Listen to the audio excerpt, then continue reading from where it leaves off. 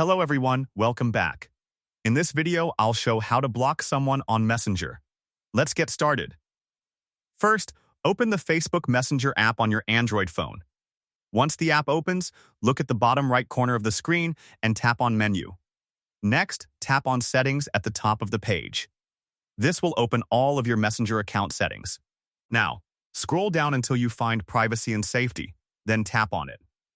Inside this section, you'll find several privacy-related options that help you manage who can contact you and how you interact with others on Messenger.